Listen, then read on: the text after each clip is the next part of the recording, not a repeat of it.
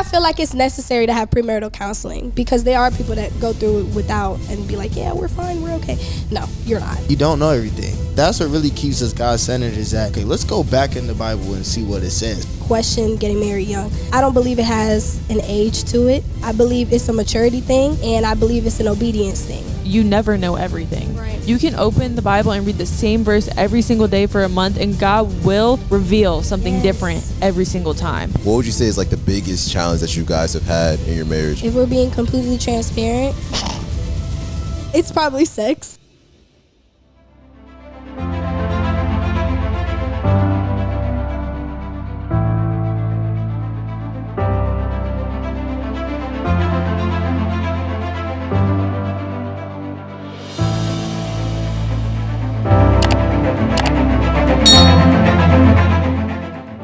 Hey guys, welcome to the podcast. You're with Father's Joy. I'm Abigail. And I'm Jacoby. And today we have two very special guests. So first off, we got Mr. Caleb Gordon, Mr. OCOEE 2000 EST. Y'all might know him from songs like Evidence, Rocky Road 2. That's my boy. How you doing today? Yeah, I'm doing good. You know what time it is. God good. You know what I'm saying? God good. Everybody good. Hey, good. hey. Yeah. And then we also have Val Gordon, his wife. And she a little wife. She, she be doing her thing. She be keeping him together with the food and the cleaning and all the good stuff. She the encouragement up in this household. Amen. So Appreciate that. I like that intro. I really hope you guys are enjoying our series. So we started off with week 1, kicking it off with Kia Alexis on singleness. And then we had Kenny and Leilani on dating. And then surprised her with the engagement. Go ahead and show the bling. Show the bling.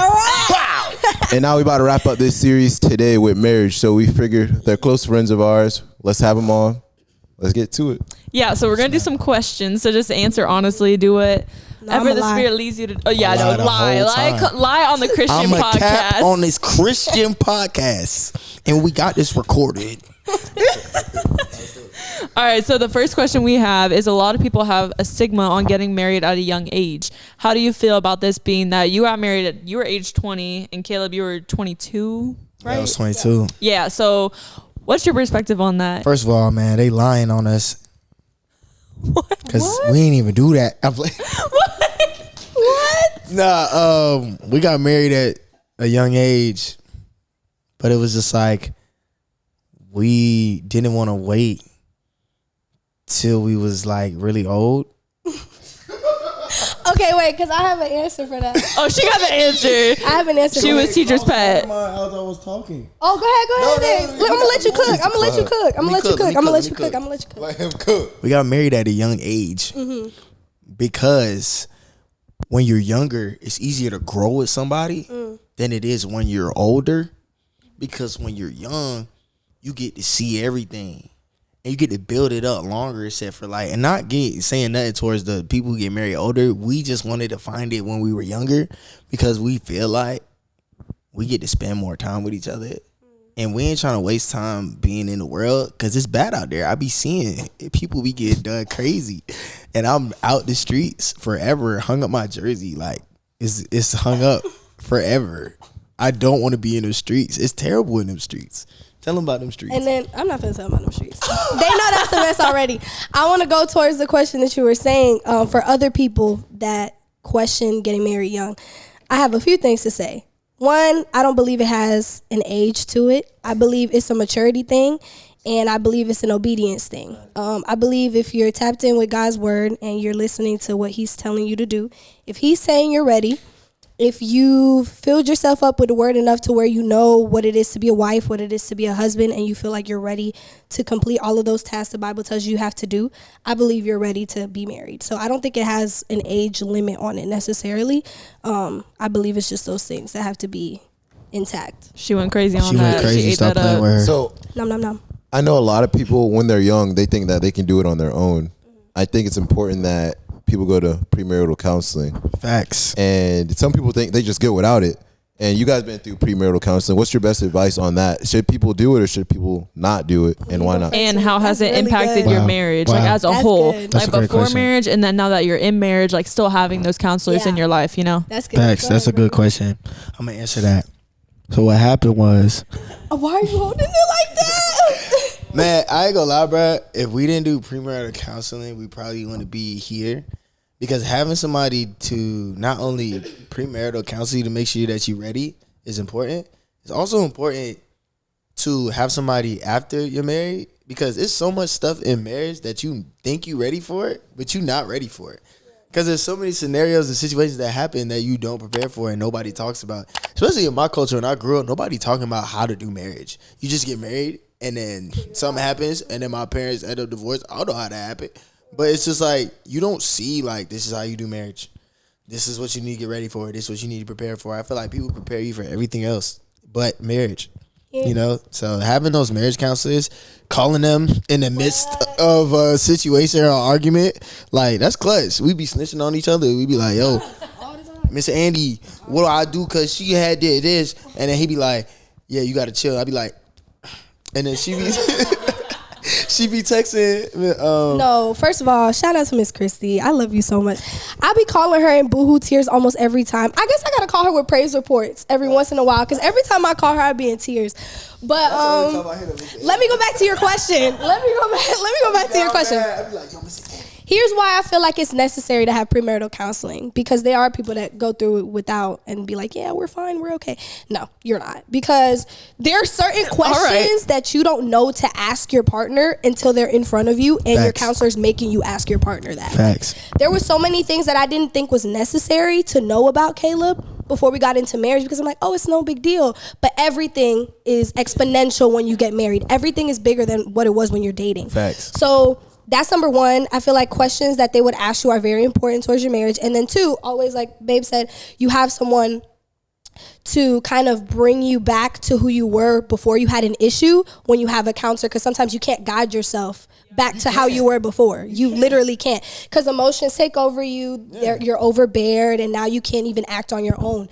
So yeah, I feel like they're that person that you call to help bring you back to how you were before. And you need a good guide. Two, you need a relationship to look at to be like, I want to be like that relationship. Yeah. Because we would bring them problems, actually things that we went through just watching our parents. Yeah. And they was like, we didn't even know, like, they didn't go through that trauma. Right. So they're looking at our trauma like, hey, like, I mean, you could do this. And we're like, yo, we never even thought of that, because we only filter our lives through the trauma that we had. So it's like, it's always good to have like an outsider to look from the outside in and see what the problem is, because like we always say, there's always blind spots that you might miss. Facts. So that's good to have accountability. And system especially like you were saying, they're older. That's like a marriage that you would want to have. Like they both honor God. They have a whole marriage ministry. Obviously they know what they're talking about. Yeah. And I know they talk about it a lot too. Their marriage counselors, like they were on the bridge of divorce at one point. So they really know how to work through those issues to where now you guys can be even stronger than you were before. And like he said, blind spots, that's a big thing. That's in all areas. That's in marriage. That's in singleness. That's in every single area. You can have a mentor to guide and direct you, because otherwise, who are you following? I got one more thing to say about that. What I like about the whole group is that we want to be around like-minded individuals. Yeah. Like Christians, yes, but married couples. You guys have a lot of married couples around you guys with Leilani and Kenny, and then you got Latrell and soon to be us. Right, come on now, it's growing. You got Alex and Alyssa. Alex and Alyssa. Like it's good. And there's like on our discipleship app, there's a thing, and it says like when you throw coal into a fire, it's all gonna be on fire. But when you take that coal out, it's removed. And it's like you need to be around like-minded individuals, have that fellowship, have couples around you that are going to pour into you and not tear apart your marriage. So I think that's essential. That's good, because when you put more coal into the fire, that junk get hotter. Exactly. But when you take the coal out, that junk not hot no more, because they ain't got nothing else. Exactly. And the train not finna move without the coal full of coal. Hey, Come on now. Better preach. Hey, if that's on his next song, we know why. Right. Hey, facts. What roles in your marriage, because every marriage is different, obviously, do you play when it comes to being a wife, and then you play when it comes to being a husband? Roles do you play? And then how do you relate to that in a biblical sense? Because obviously a wife and a husband will most likely act differently if they're not centered on Christ. Yeah. So in accordance to the Bible, how do you guys implement that and continue to have your role as a wife and your role as a husband, and remember to go back to that foundation as well? For me, biblical reference, Proverbs 31, best thing to read. It's very clear. It kind of gives you an outline, but I also feel like people have to put it into modern day. Like, for instance, I'm not going to be sewing everything I wear. I'm buying it. But the principle is that I'm taking care of what I have to get taken care of. So if my man needs underwear, guess what? I'm going to the store and I'm buying it. It's all about having things prepared. So for me, I take care of everything domestic, everything in the house except for taking out the trash. Baby, you got that? I'm taking care of that. So that's like a wifely duty that you'll see. What is domestic? Things at home, guys. Everything at home. My bad. I ain't never heard nobody say that. Domicile, It's like you got the domestic traveling, you got the international travel. That's how you know I don't be doing that. I ain't know that until I started taking flight. Because you don't got to worry about that. That's what I'm here for. Hey, that's right, though. That's what I'm here for. There's some things that we just don't know. Come on now. So yeah, that's what I am. And then second of all, just a helper in all aspects. That's what a Proverbs 31 woman was made for, is to be a helper for your man. So in each and every aspect that he needs me, I'm going to be there. If I don't know it, I'm going to learn it. So it's like, come on now. Either way, I'm going to be a helper. I'm going to figure it out. Like Fortnite? So that's it, right. Y'all, he taught me how to play Fortnite. Now I'm better than him. Come on. He's a helper. Right. Come on now. So yeah, that's kind of my role as a wife. But what about you, babe? Ask the question one more time. She answered as a wife. Then now what's your role as a husband, and how the Bible talks about what the husband should be and how he should provide in a way? Like, how do you go back to a biblical foundation of being a husband and implement that in your marriage? Man, just love your wife as Christ loved the church. Hey. Washing her with the word. Hey. And just being a leader. Those are the things that are so easy to say but so hard to do when you're in a situation. But it's something that you learn over time. Being a leader changes depending on what season y'all in. Because like, if we in a season where she's struggling with something, now I have to be a leader in a way where I'm like pouring into her. If we're in a season where it's like we're both figuring out something, I have to be a leader and kind of delegate things to her, so she can help me. If we're like overwhelmed by like, maybe we got to figure out stuff around the house, but we're also traveling, but we got stuff going on. So being a leader is also doing the stuff that she wants me to do. That like taking out the trash and like making sure I'm cleaning up after myself, things like that. Because if I don't do that, then it's bad. So like I said, being a leader changes, but it's like you're growing and you're maturing and you just growing up. It's like really growing up for real. Because it's like, if you're bad, then your whole house gonna be bad. Yeah. And that's what you learn as a man, that it's like, it literally all depends on the man. And then the wife is there to encourage you, to make sure you stay on that path. But it's like, you got to make sure you're good on all areas, not just one thing. Like, I can't just be good at music and then I'm not good at the crib. So it's not going to work. So it's like, I'm good at music, but I come home and then I'm not taking out the trash. I'm not taking out recycling. I'm not giving her affection. Like, that's not going to work. I have to be good at being a husband first. Then I go out and be good at the music. So, yeah. I think that's really good, because what you were saying is like, she's able to, with the encouragement comes with submission. So not only is she encouraging you, but she's submitting to you, which is building up you as a man, giving you that giving you that encouragement. Because women naturally want to submit. They want to be led. I was listening to another podcast, and they were like, what do girls want? Girls want to be known that they're getting taken care of. Facts. That if we're having a date night, that they don't even got to worry about nothing. They can just sit, they can walk, they don't even got to literally turn their brain off. That's what they want. Facts. So I've been trying to do that a little bit more. She didn't even have to think about the Valentine's Day. That's good. Show the ring one more time. You got to show the ring. We showing them the ring the whole pocket.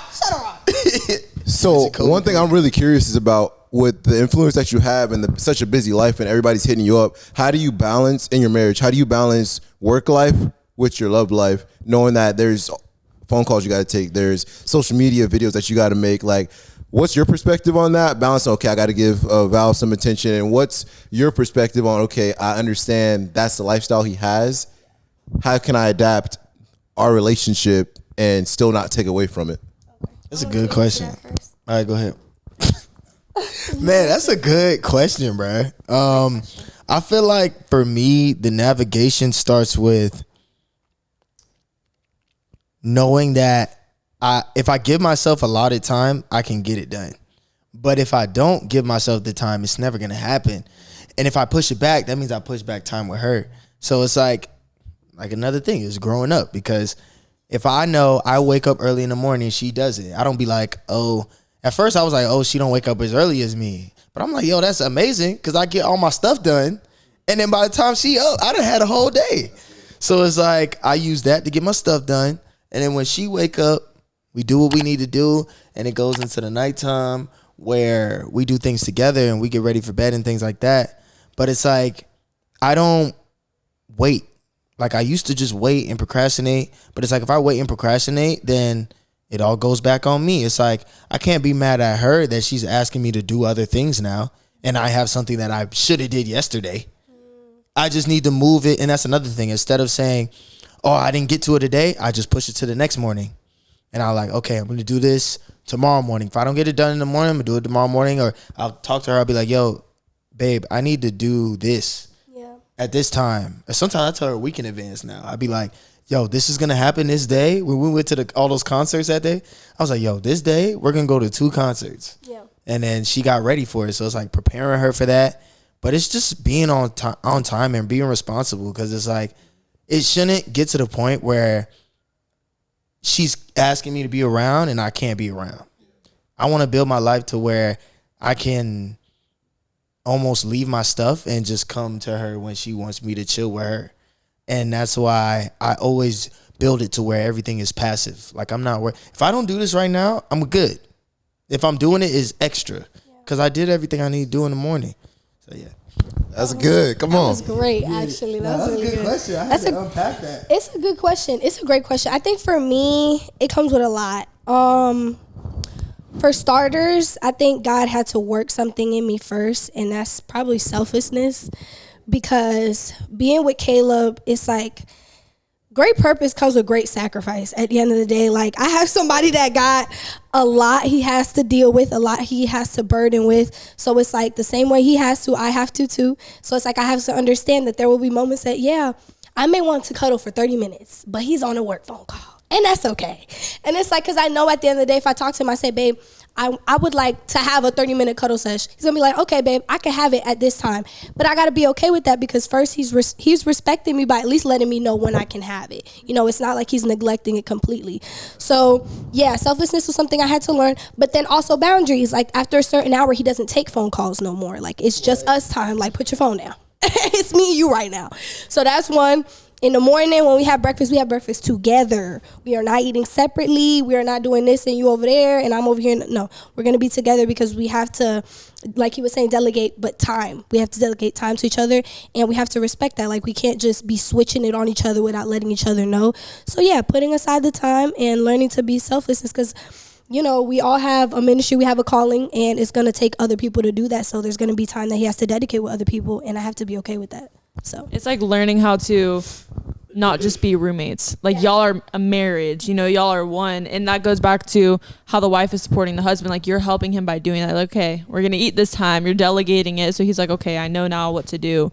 And sometimes it's bigger. Like we over spiritualize things a lot. And I think that's the easy way to be like, it's not just spiritual. It's also natural. Like you have to look at your schedules. You have to set time aside. You have to be realistic. You can't just be like, oh, that means they're attacking our marriage. No, are you doing the right things you need to do? Facts. So it's like, that's so real. It's like, that's just what I'm picking up right here. Cause it's like, a lot of times people are saying the enemy attacking me. It's like, when's the last time y'all sat down? Hey. When's the last time y'all talked about your problems? When's the last time y'all was open and vulnerable, you know? Right. And something that Kenny had said on the podcast last week was, it's not about closeness, it's about openness. And a lot of times we want to be so close to our partner, like in proximity to them, basically, like we're next to them all the time.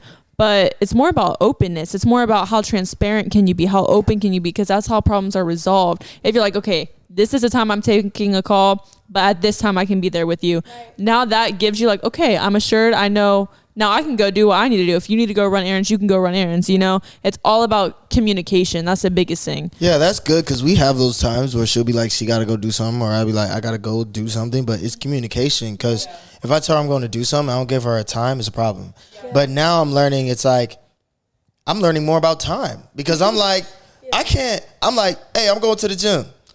If I'm going to the gym, I'm not at the gym right now. I gotta allocate the time through traffic. Is there traffic? I never thought about this stuff. Yeah, when I was that's very legit. true. Is there traffic? When I get there, I'm calling her again. I'm like, okay, I just got here, so I think I'm gonna come home at this time. Like, I'm continuously changing it and checking in and figuring out what is the time I'm coming home, because it's like you can't just be out there. And you can't just have her out there wondering when I'm going to come home. Like, where's my husband? Yeah, like, where am I at? So it's like, yeah, openness. I got to be open about every detail, even when it feels like it's too. There's never enough sharing in a marriage. Exactly. That's good. That's really good. I remember one time when we were at her house, we were all sitting. We sat down for like almost 2 hours when we were just talking. And the one thing that I'll never forget that she said is like, bro, when you're in a marriage, it's not like you can literally just leave and go back to your house with your parents. Like, you can't. Like, whatever the problem is that you're going through, you got to figure it out now so that it don't happen. Because if you figure it out once and it's cool, but y'all don't actually like, okay, we're not ever going to do this again. We're not going to, like, you got to set up boundaries in place so it doesn't happen again. But if you never fix it, you're just going to continue to go through that same cycle. And that's that. Ever since you said, I was like, brain, bro, I got to prepare for that, because I can't just like say, okay, I'm mad at you for this and this is that, but now I'm going back home. Like, I'm chilling. But in reality, y'all waking up next to each other and like, damn, here go this, they go the same problem again. We should have fixed it. You thought you was straight. You thought. But you about to wake up again. And she right there. Here we go But again. I love it though, because it's like y'all in the paint. Like, either y'all figure it out or y'all figure it out. It's no other option. That's true. There's no other There's option. no going, there's no leaving. Like, you got to figure it out right there and then. But then when you figure it out, we always talk about this. Yeah. Every time we figure it out, we reach this next level of like, wow, I really appreciate you. Yeah. Like, I really love, because it's like when you get past that block, you set up those boundaries, you figured it out, and it just, you get this calmness. What are some typical boundaries that you think couples could put in place? That's a good question. You the king of boundaries, but you got that. First of all, man, if you marry, bruh, okay. First of all, There's a lot of different boundaries. it's a whole thing, bruh. And it does change depending on the couple. It changed depending on the couple, and it changed depending on the situation. That's what we learning. Cause it's like in the beginning, I was like, "Yo, boy best friends." We both agreed on that, and girl best friends. No, for sure. We not having no girl. I'm not finna have no girl best friends. She not finna have no boy best friends. We not doing that. Long conversations with the opposite sex in the phone. Like, I don't need to be texting no shorty in my phone, because I don't want to build. Because I'm extreme. I'm like, I really have seen the worst of it, so I don't even want to get close to it. Like, I don't want to be in my phone texting a shorty on some random stuff, and then I end up actually spilling my feelings. So it's like, same. We keep the same boundaries. That's the thing. If I tell her something, we always do it both ways. If she tell me something, we always do it both ways. I think that another boundary is just like when we're ready to go. Like, we'll be somewhere. That's a good one. And then we have like a word that we say, and we be like, yo, it's time to leave. Like, no matter where we at. And we're learning that too, because we're learning that we like to spend time in different places, but when we're in that place that we enjoy, we need the other person to help us get out of there. Because if we don't have the other person to help us, we not finna go. Yeah. Like, real life. And for me, it's the basketball court. For her, it's her family. And we just be telling each other, hey, it's the word. And if we do the word, and we like, all right, we out. You feel me? So that's That word go tweet. Yeah, right. Let's get out of here. And then we Actually, for us, it's a song. We sing a song, and then we like, okay, yeah. Yeah, it's about that time. we sing different songs. And Whatever they do song different it is for that day, we sliding on that one. And It's a worship song. sometimes it is. There's one that's a worship song. Yeah. There's Sometimes one it be that's a like worship some we song. just heard on TikTok. It But just it be depends. worship songs too. Yeah. So y'all get in the car. Think I like this little light. Yeah, it be Y'all get in the TikTok. car and be like, all right, baby, this is a song we gonna play when we're ready to go. this is- You're No, I'ma joking, sing but it. that's literally how we did it. Like That's the other crazy. day, that's literally what Gratitude made it on that list. Oh, I can't I was even. like, Oh, come on. Come on Again and again. Hallelujah. Nah, we ready to get out of there. But for that, can you think of some boundaries? Some other boundaries. I know this is kind of a recent one. Like, if we're in the same vicinity and I need something, I have to direct my need to you. Oh, facts. Instead of like, say for instance, like I need some water for my cup. I'm not gonna be like, hey, can anybody get me some water for my cup? No, I'm gonna be like, hey, hubby, can you get me some water for my cup? You got married for that. You want to feel the dependability. Like I need you for something. Yeah, so I think every man wants to feel that. They want to feel like their woman needs them. Yeah. So you just say, hey, can you give me something? And that's why I'm here. Yeah. But when you just like anybody, it's just like, okay, I feel like I'm in the air. Yeah. You know what I'm saying? I work. But I feel like that's what you try. I feel like that's what you're trying to get a girl. Like you just do things for her when she asks for anybody to do it. Mm-hmm. But it's like we married. It's like tell me what you want me to do. Yeah. I'll go do that joint. Right. And so then adding on to the boundaries, as far as when y'all have your own shifts in your relationship, you have things going on. I know like our friend group is very much a pretty big friend group, so you don't want to say one thing to one friend, then it gets back to another friend, then now this person's calling Caleb and this person's calling you, and like, wait, what happened here? Like, say y'all are going through something, like your marriage is going through something, and y'all are trying to figure out, okay, how do we solve this issue? How do you have boundaries in place when it goes to talking to people about it? So that way, moving forward, it's not he said, she said, this said, that said. Like y'all have specific people you guys are allowed to talk to, and how do you keep those boundaries? We don't even talk to no friends except for if it get really crazy. Yeah, we like to not even bring it up to our friends. And it's not to say that they aren't wise or they can't give us counsel or anything. It's just nobody in our friend group has had the years under their belt. Very true. Experiences Very under true. their belt. It's like, yeah, you can give me knowledge, but you're not giving me wisdom because you haven't lived it yet. Right. So it's like we would like to go to the people that have, if we can't contact them, that's different. Because we did have a situation where like I contacted a friend emergency. because my counselor was not there for me. So Okay. but obviously someone that I knew in that moment, she could pour into me what I needed in that moment, which she did. Shout out, you already know who you are. So it's like, yeah, you go to your counselors first. That's what I would always recommend. I don't say every time you have an issue, bring it to your friend, because that's going to give them a false image of what your partner actually is. So yeah, I would always say go to your counselor first. If you can't, then you find a friend. Please do not go to your family. Oh my gosh, please do not go to your family. We love them, but they are not a part of your covenant. They are going to then get misconstrued views of your partner. They're only going to view them in that one instance and not who they actually are. So yeah, don't go to your family. I even say don't go to no friends, period, because my thing is like, if you can't talk to the counselor, you could set up a meeting. And you set up the meet, because that's the thing, you can't go nowhere. Y'all have this problem, y'all got to figure it out. And if y'all can't figure it out, y'all go to the counselor. And that's what we do.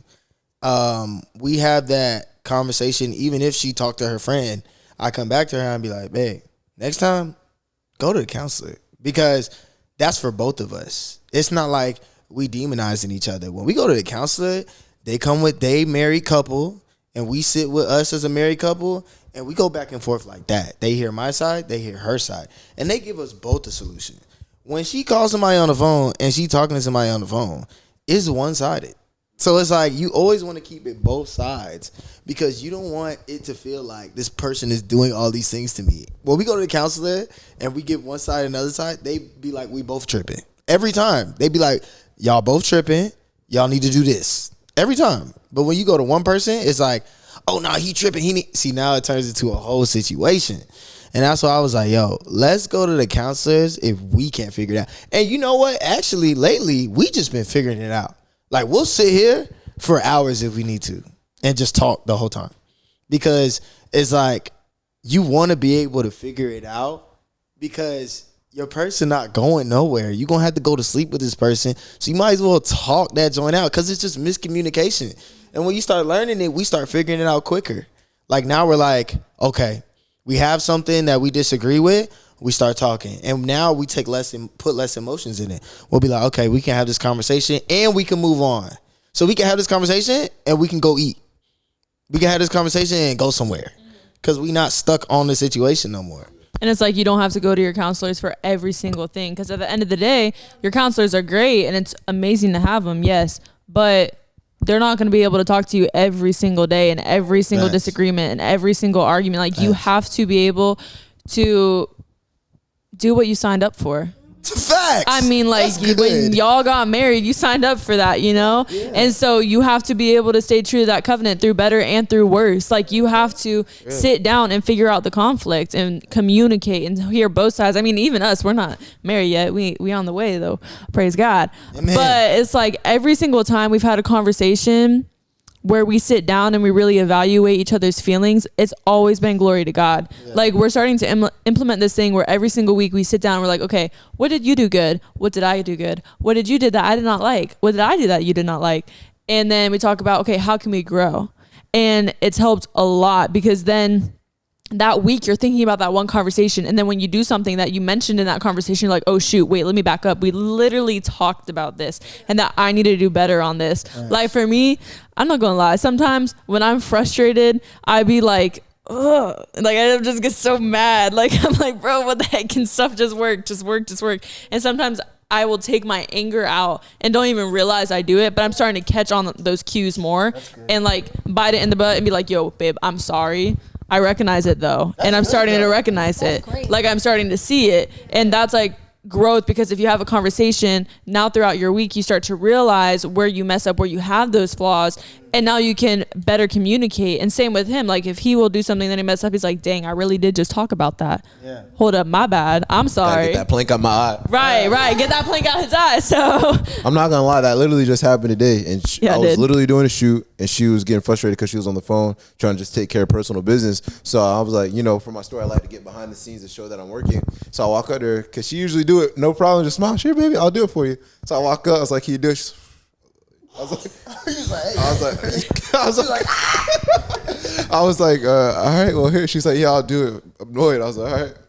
I look at it. I was like, it wasn't the best angle. So I walked up. Critique. I walked up, and she was still upset. I was like, everything okay, baby? I know she was upset. Hold the camera like this. But then a couple minutes later, she realized what happened and why she was upset. Mm-hmm. And in my mind, I was about to get upset, and I realized she does that, but she came and corrected herself. So I had to understand that she's getting better on that, and then we continue to work on that. Yeah. And I had to. It literally is grace. Yeah. Facts.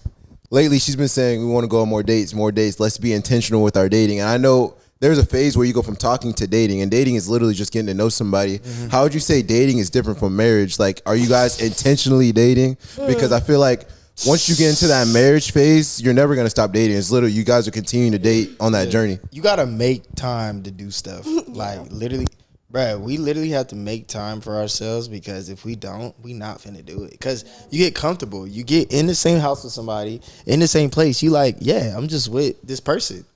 So we here every day. What you mean go out? It's like, nah, you gotta go out.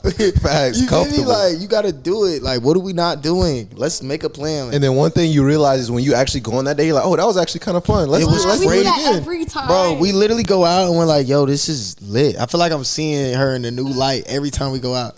So it's like, and you gotta want to get ready, put some clothes on, go outside. Like, look we good. We at the crib. We in pajamas all day. Like, it's like, bro, you gotta go put some clothes on and go outside. Like, it'll always be the best when you get dressed up and your man's like, oh, wow, you look good today. Right, like, yeah. I was wearing she a about dress. To put that dress That's on. right. Put a dress on. that dress. He's like, yeah, I'm like, dang. oh, hey. You be at the house, you be like, you know. No, I put a dress on for the first time in how long, and I got this. So we put the dress on, ladies. Put the dress on.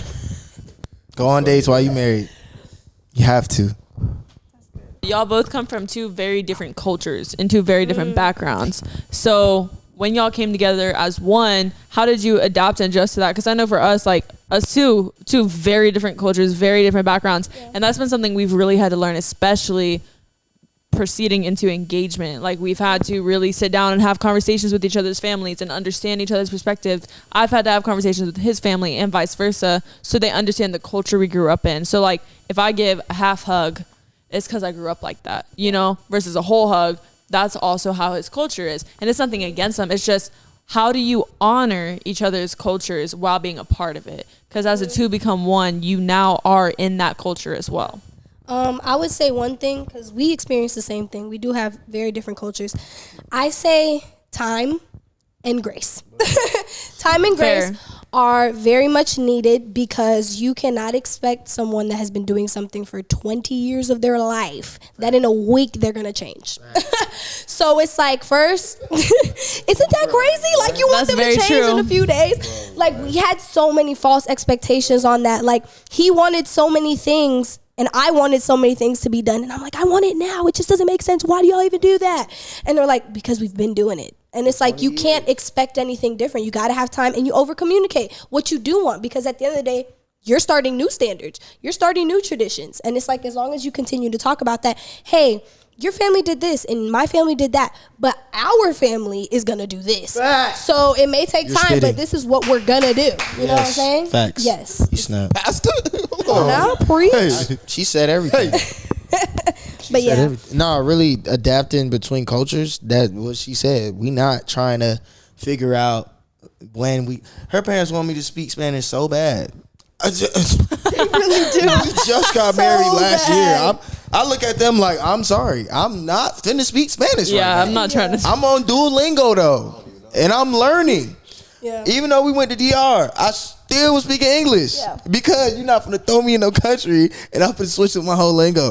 But the longer I was there, I started speaking Spanish. I was like, it started kicking in. Yeah. So it's just like, give me some time. We gonna figure it out. And how long have you guys been married for? A year. What was the day? February 26th. 26th. And so coming up. And they don't put sauce on nothing. And I put sauce on everything. I went to DR, bro. They ain't had no ketchup. They ain't had no mayonnaise. Wait, no ketchup. hold on. No, we use ketchup for eating tostones, which are like your fries. Look, the accent came They're out of fried nowhere. plantains, The right? accent came out of nowhere. But it's like, in my head, like in my culture, it's like, you don't need sauce because your food is so good. You know what I'm saying? Like, culture. It's like, if your food is good, what you need sauce for? Sauce means your food, it was weird and you needed to add something else. That's what that means. But I do know to you, but I'm saying, like, for us, that's what we view Right here, sauce we're seeing for. culture, guys. And then Culture. another thing too is, if you cook your food, it has gravy on it, so it's like, why are you adding extra sauce? Hey, nah, but look, she introduced me to a lot of spices and ingredients that we never put in our food. Put some spice on his life. Yeah, she was giving peppers and like all that stuff. Like,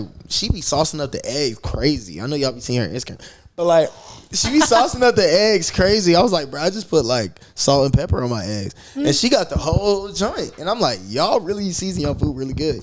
But she ain't lying though, because I know with the tacos and everything, when I was trying to add some cheese to my tacos, you know. Oh, cheese? That's it? No, I'm just saying. They could throw the whole world on there. No, I'm saying, like, because you know, when I went to Miami, there was like a taco shop and they don't do no cheese. I'm like, bro, can I get some cheese on my taco?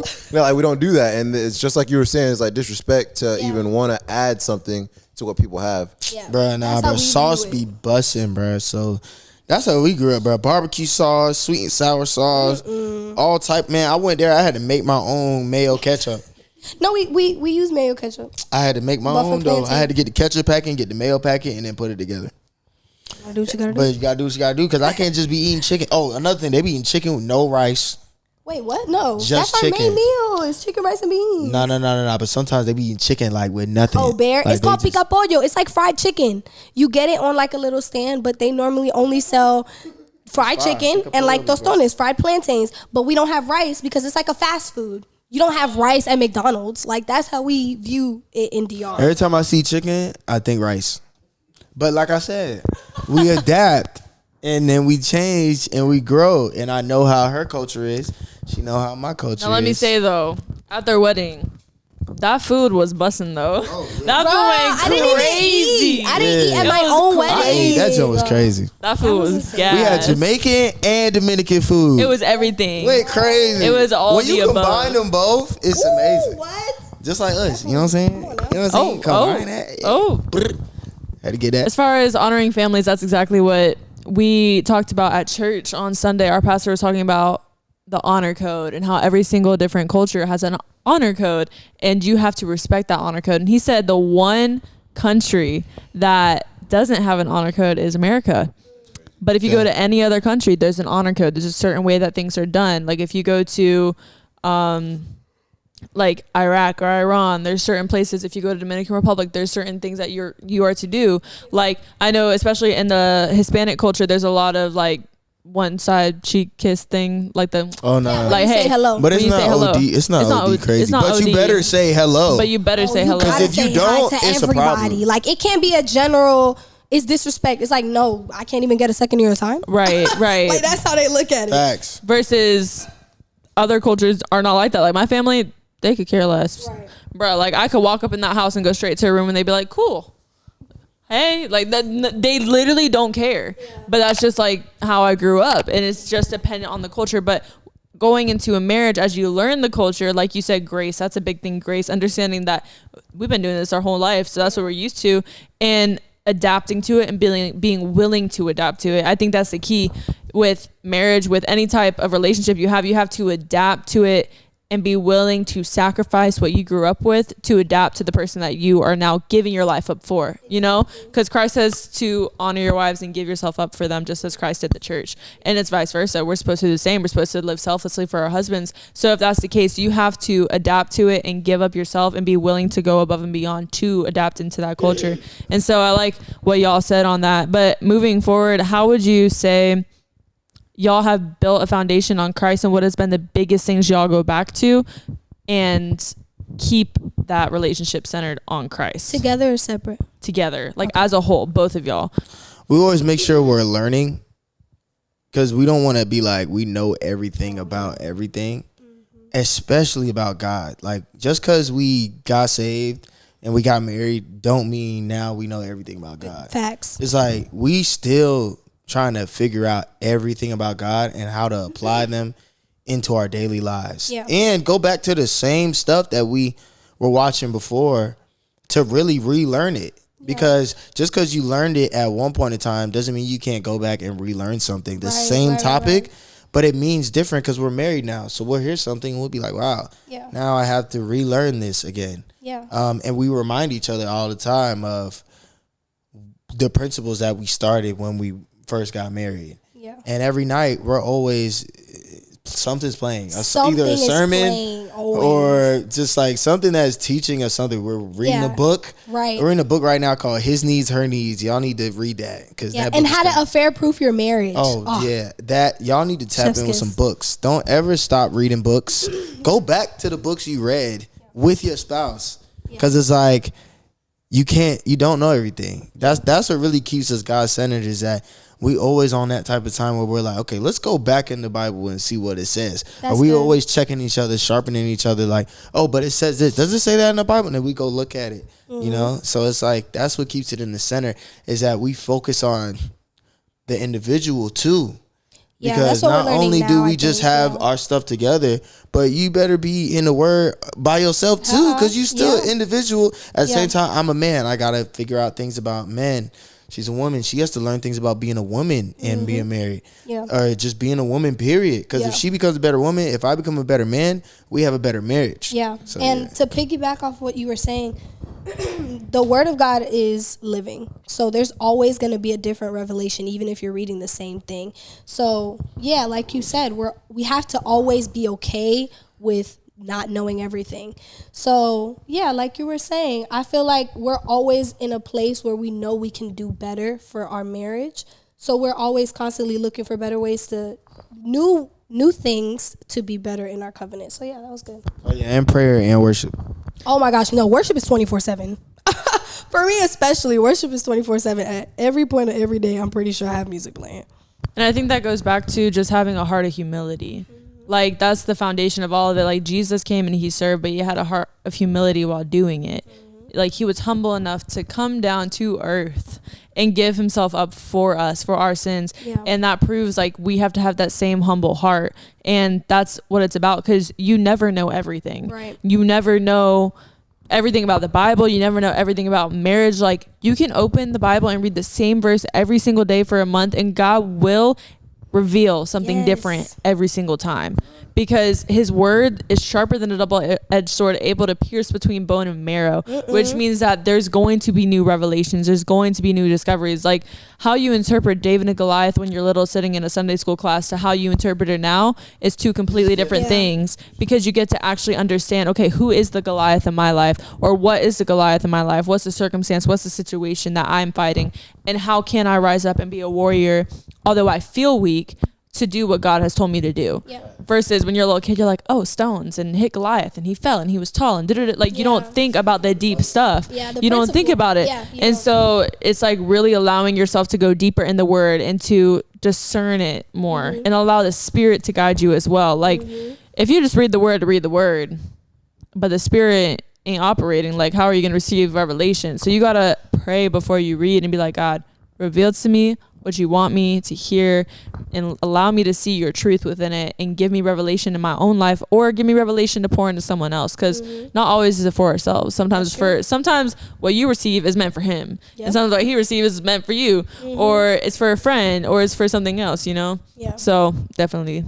That's why I be like, when you read in the Bible, you don't try to break it down all the time, because you should let the Holy Spirit work in you and allow you to be able to receive it. Like you just read it. Like I always open the word, and when we read something, we just read it and we don't think about it, because the Holy Spirit will remind you what you read and what you said. Right. And I feel like that's how you start being sensitive to the Spirit, is that you read it and you just allow the Holy Spirit to do that for you. Yeah. Instead of having to study and take notes. I'm not saying don't do that. I'm just saying that if you actually sit there and just read it, and then you let God maybe that friend might come up to you, and now that's the scripture I just read today that it talked about this, and then you help that friend just because you allowed the Holy Spirit to reveal it to you in that moment. He says, ask, seek, and knock, and like he'll give you all the knowledge that you want. You just gotta go out there and seek it. Yeah. And when you intentionally look for it, that's when everything's gonna start like popping up. Because have you ever heard that saying, like if you're intentional with looking for red cars on the road or specific cars, like, oh, that car keep popping up. Yeah. Or just like the Instagram and the algorithm, that thing keep popping up. If you ask and you seek for it, it's going to pop up. But that's the same thing with the scripture. That's the same thing with intentionally living on purpose for the word of God. Yeah. It's going to pop up. You just got to be intentional, and you got to ask for it. And he's going to give it to you. That's so good, because if people are looking for it, they always going to find more of it. But if you're not looking for it, you're not going to find none of that. You're looking for it in the wrong places. That's literally how the algorithm works. You snap. I ain't going to lie. The more videos that come up on your feed that you sitting there and watching, that's all you finna get. That's true. But if you're not looking at the videos that are edifying you and building you up, and you wondering why it's a whole bunch of garbage in your phone, and that's what you give me your partner, because that's exactly what you ate. That's what you feeding into your mind too. Feeding that's into crazy. your mind. So yeah, that's good. You guys discussed like a lot of different challenges that you guys had in your marriage, and that's like accommodating for each other's culture, communication. What would you say is like the biggest challenge that you guys have had in your marriage, and like how did you overcome it? If we're being completely transparent, it's probably sex, if I'm gonna be honest. Hey, tell them. No, I'm being real. It's not necessarily the act of sex. It's understanding the need behind why a man needs sex and the importance of that. And it's like, sometimes it's gonna take a woman, a wife, to be selfless and prioritize having sex because it's a need of a man. Same way we want him to prioritize giving us affection. All of this stuff is biblical. Like that's something. Yeah, that's something that the book is teaching us. It's like, no, you can't make it seem like it's not as important because it doesn't matter to you as much. Facts. But it's very important to him. So it's like prioritizing that and not saving stuff for later and then never doing it. It's because, I think that's probably the biggest challenge I've been facing. And then you can speak for because it's like also. What she was saying, that was a good answer, what you said. But what it also says in there, where it's like, why relationships fall apart. Mm-hmm. Relationships fall apart is because needs aren't being met. Right. And it's like, I have to know her needs of affection. Yep. That's not something I could just be like, oh yeah, like, you don't really need that. Like, right. Wait till tomorrow. Yeah, or like maybe my understanding of affection, I'm like, I give her that. And it's like, no, I need to know what she wants. Right. Because if I'm giving her what I know, because I feel like she needs that, I'm buying you things. She don't care about that stuff. Or I'm doing this for you and do that for her. She don't care about this stuff. So it's like, what does she want? She want me to cuddle up with her in the bed. Okay, bet. I'm going to give her what she needs. She wants me to be nice to her all day. Okay, I'm going to give her that. She wants me to be, close to her and just be around her. Yeah. I'm going to do that. And just knowing what she needs. And that's why I say it's curated to other relationships, find out what your person needs. Yeah. Don't always be like, oh, it's what I know. It's like, nah, ask the person what they want and just give them that. And you'll always get what you need. Yeah. Because you're providing each other's needs. So I feel like that was the biggest thing, not understanding that we both have other needs. When we weren't married, it was so easy to do that because it was like we were chasing each other. So it's like now we have to reverse engineer that into our relationship and be like, okay, just like we was chasing each other when we were dating, we got to do that same thing while we married. But now the enemy doesn't want us to do it. Exactly. So now it's like everything is against us being together. So much warfare. And it's like before it was like everything was trying to get us to do it. Right. Now it's like we want you to not do it. Yeah. So you can break up a whole generation. Yeah. One thing I want to say is that one of my mentors told me that the woman that you're going to meet, she's not going to be the same woman that you're going to have, like same wife, same woman that you're going to have 10 years down the road. You guys are only a couple years in. How can you say that she's changed and that how he's changed in the relationship? I feel like people put that in a bad light too. I don't hear a lot of positive things that say it's But not it the is same positive. person. It's I feel like it's supposed to be very positive. I feel like it's very positive, but I Yeah. feel like people don't even break that down. Like it's like last year there were so many things that we didn't even understand that I feel like now I don't even have to tell her no more. It's like we talk to each other to the point where we're like in each other's head. Like she don't got to tell me to do certain things because her words are in my head. So I'm changing. I'm getting, bruh, the dude that I was last year, whole different person. Yeah. Like I was like, yo, that's crazy that I was like that. Because when I got with her, like my heart was like a rock. And for real, compared to her, because she was like a flower. She was like, if you touch her things just fall off. That's so accurate. delicate. That's But I was so like, hey, yo, accurate. but it's like, that's my culture. Like, Yeah. But then I realized That's good. we actually toxic. Like, my culture actually toxic. Yeah, I feel like for That's me, good. what to answer your question, one of the things that I've seen grow in you is probably like gentleness. Yeah. Like I said, it takes time and grace because there was plenty of situations where I feel like he wasn't showcasing that to me, and I was like, but why? And it's his culture. So it's like you have to take that stuff into consideration. But you have been doing way better with that. Like you're understanding tenderness, you're understanding how to care for my heart, how to care for my needs. And when you speak to me, what tone are you using? You know, what verbiage are you using? So all of that stuff, I feel like you've grown ever since we started dating. You've done way better. Yeah, because black culture is like, hey, get over here, do this, do that. Yeah. What's the answer to number 3? Versus Like, she's I over don't here know like, what it is. Nah, that's what facts. is it? That's facts, And bro. I'm looking that's at it black like culture, an and we attack. laughing because we like, oh, it's funny. Yeah. But it's Come like on. that's not actually good. Like that's not healthy at all. But that's just how we are. And we be like, what up, shit? And then we be joking on each other. And it's not even that serious. It's not even that deep. And it's like, And then to me, I'm like, bro, you could tell I me do one some little joke. one thing, and then a week later, I'm like, bro, why did he say that? Like, I just don't understand. I do one little joke. She broke down. I'm like, yo, I didn't even say nothing. I didn't even finish the joke. I didn't finish the joke. But now I'm like, you know what?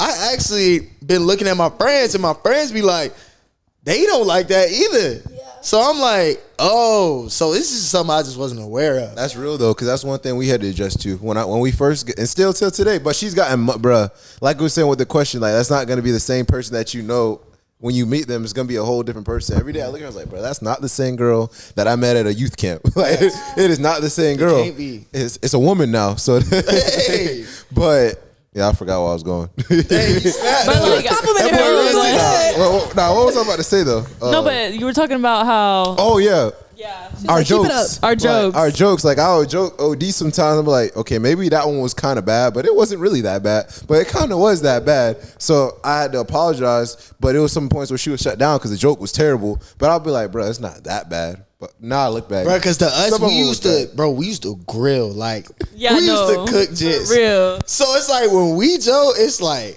man. It's brutal. Yeah, we have brutal jokes, but it's like to normal people, bruh, they like, yo, why are you saying this to me? We low key was bullying each other for real. Like, Bruh. I remember one day high you called me a school, middle giraffe. school? I've never forgotten that. A giraffe? Dude, he told me this in the beginning of when we were dating, and I have never forgotten that. I was playing, bro. I was dead. I was like, bro, that's not a joke. Like, my neck is long? That's what you're telling me. My neck is long. nah, she started crying, now I'm bro. gonna wear turtlenecks every day of my life because why are you saying I was that? like, bro, I can never. I was like, that was wild. I can't joke on her ever again.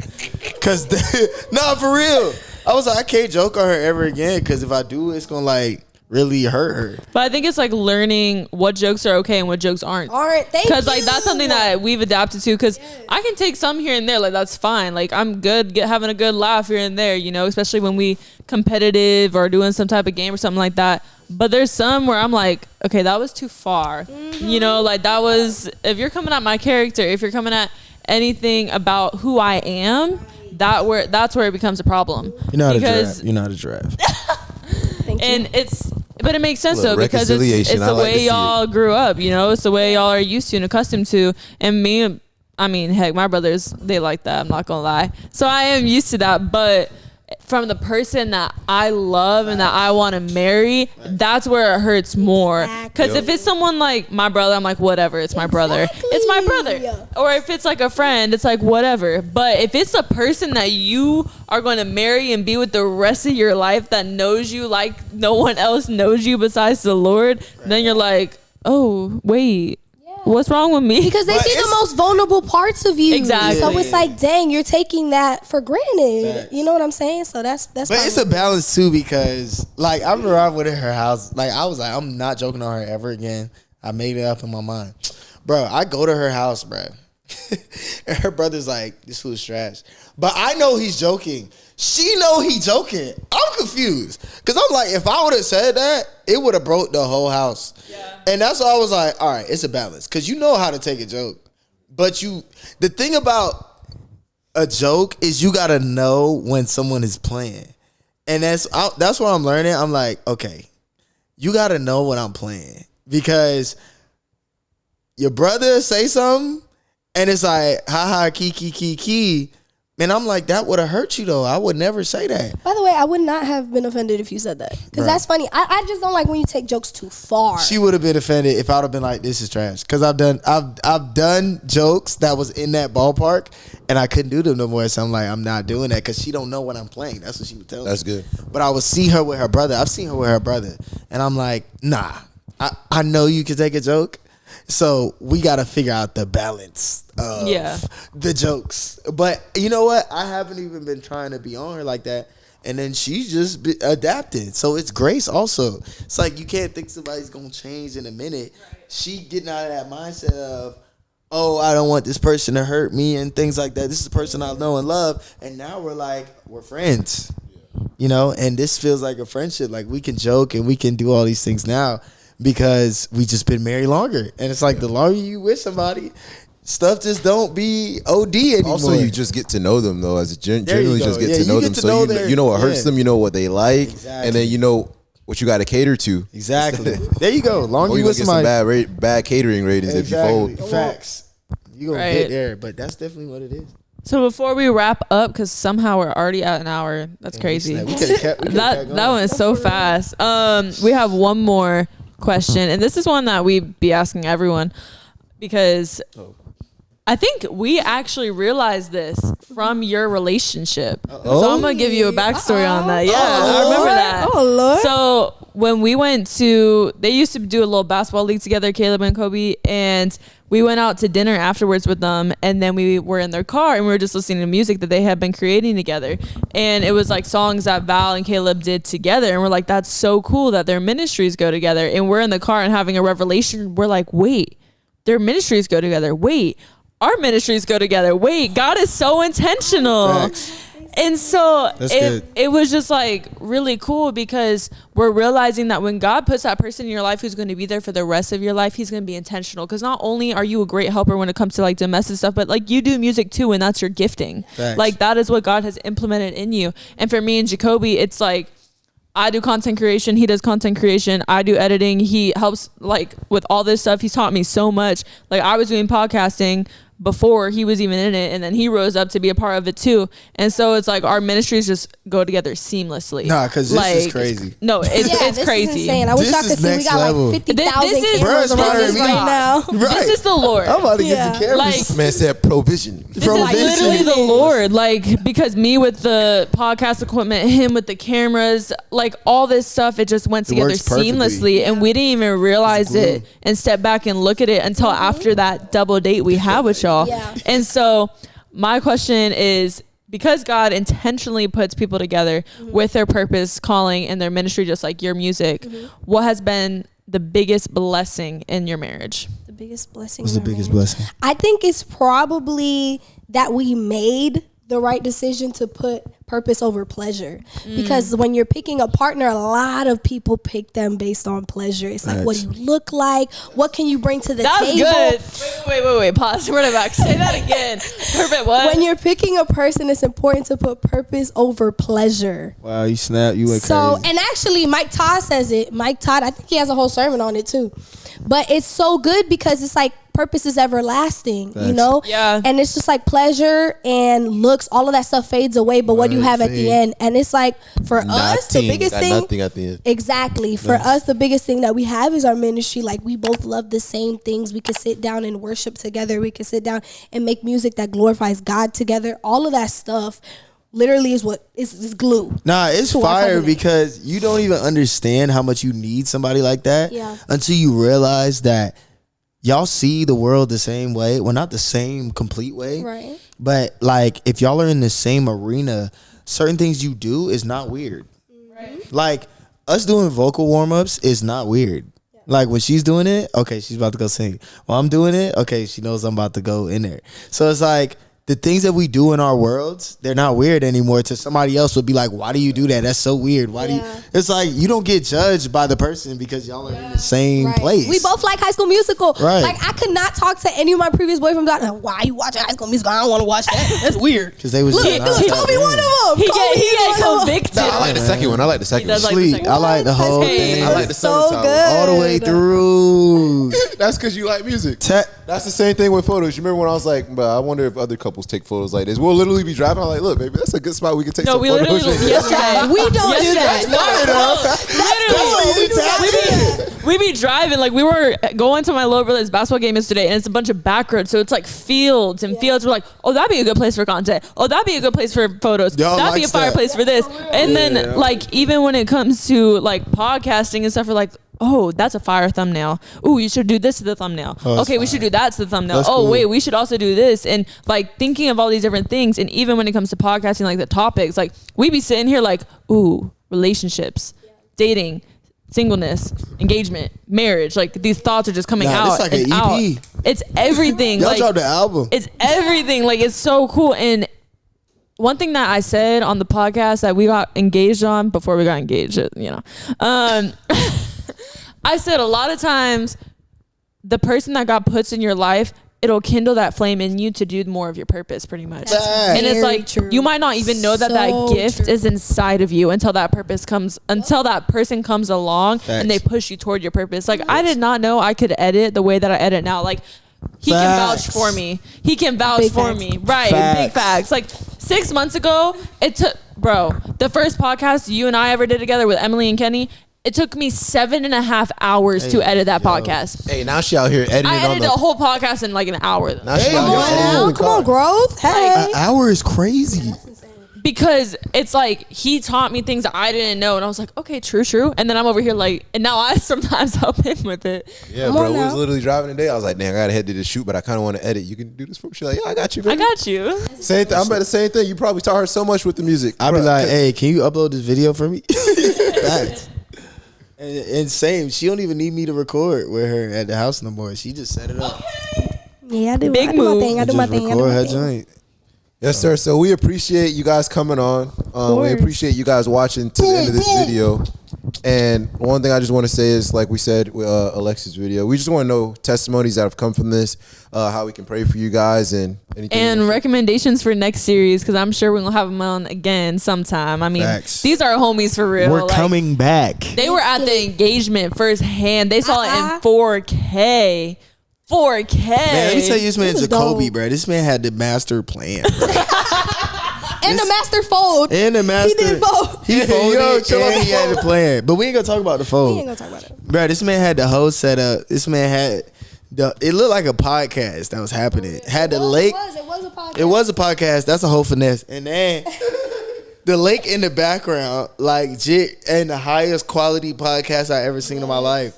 And then he got the cameraman running out the car up on. It looked like. Sprinting. It Shout looked out to like, Alex. Shout out to Alex. First of all, he had TMZ running. Pulled up on him with the camera. Shout out Shot to the Alex. knee. That jump was too crazy, bro. And when he said the words, We wasn't there. We was out of breath. did y'all We see? wasn't there, but he recorded it with 5 angles. Bruh, the We cameraman released- took off and we was just trying to make it. Listen, we was just trying to get released there. our engagement video on Instagram. Go watch it and listen to the words. Yeah. I'm about to Because this tap in. man, bro, I was crying. That boy was speeching. Yeah, he was speeching for real. know that's right. He was like, it was going That crazy. boy pastor. That boy was in Pastor for there. real. We'll show you after. It's straight Riz the whole joint. Straight I already Riz. know. I already And know. the crazy Boy. part is we shared our whole testimony before that, like our relationship testimony. Dang. So Perfect scenario. Shout out to God though. He gave me shout out that. to God. Hey. But I'm sure you guys already know him. But go ahead and drop your where they can find you on the platform. Man, go ahead and find me at Valerin from Eden. And Caleb from Eden. Yeah, Okay. Go ahead, find me there. Big per. Oh, Instagram. Oh yeah. I don't got no other social media, so that's it. She do, but I'm trying to teach her how to use her phone. So No, for real. Hey, that was a good joke though. Good joke. Fat, it's That joke I- passed the That check. was a good joke. That was a good one. I'm That was a learning good one. the you know. That was a She good even one, 'cause laughed at was that true. one. That one was true. See, she getting better. Anyways, thanks again for coming on. We're super excited to see what everyone says. I'm sure there'll be great responses. So stay tuned. We're going to have more episodes coming up. Drop in the comments below what you want to hear from us, what you want to learn about, all that stuff, because we're growing together. Bow, bow. Yup. And we'll see y'all on the next podcast. Bye. Do that. Yes, Steve. EST.